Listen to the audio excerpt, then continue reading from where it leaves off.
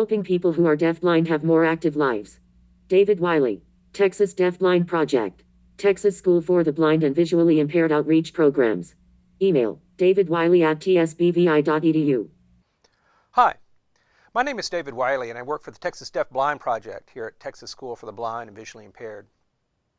I'd like to talk to you about a concern for many people who are deafblind with additional disabilities, which is being at risk for living an inactive life, with hours spent idly, without participating in anything that they find interesting or satisfying. Sometimes I'm asked, what are some good activities for a person who is deafblind? And I think in many ways this is the wrong question.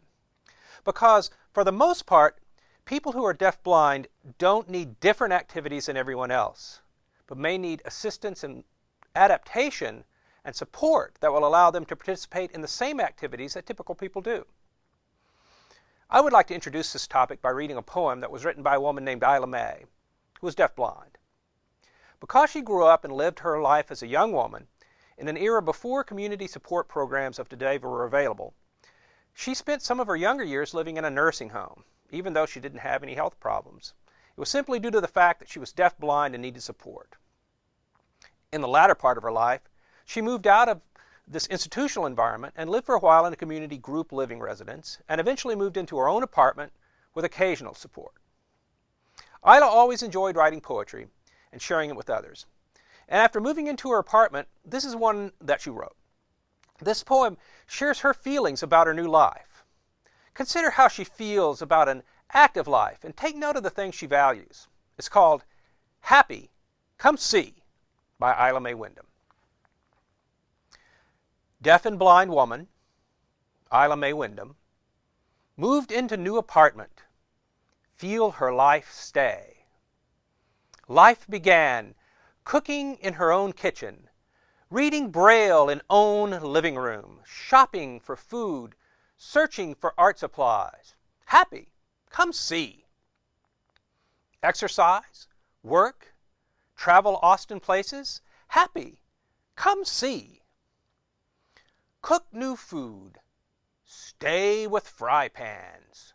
Potluck, Lutheran church. Bring Isla May pleasure. Happy, come see. Deaf and blind woman, feel her life best. Many futures in new apartment. Happy, come see. So, the poet was definitely happy with her new life, but why?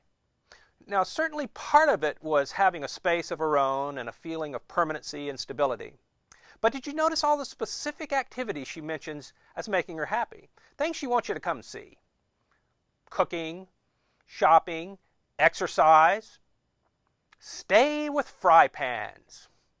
Like most people, she takes pride and pleasure from actively participating in everyday activities.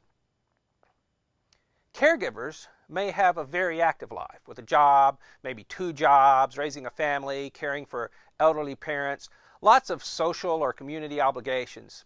So from that perspective, caregivers may feel that it would be a welcome relief if someone else would come and take over all of their common daily responsibilities and give them a break. Do you want to come and do my shopping and cooking, house cleaning and yard work? Come on over. It would be a mistake, though, for caregivers to assume that their perspective and situation applies to the person they are supporting.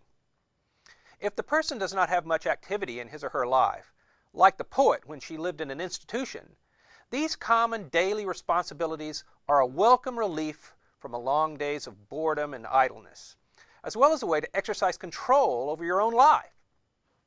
Just because you might consider it a favor for someone to take some responsibility from you, at least for a while, doesn't mean you are doing a favor for the person you work with by taking away their opportunities to participate in and accomplish ordinary daily activities.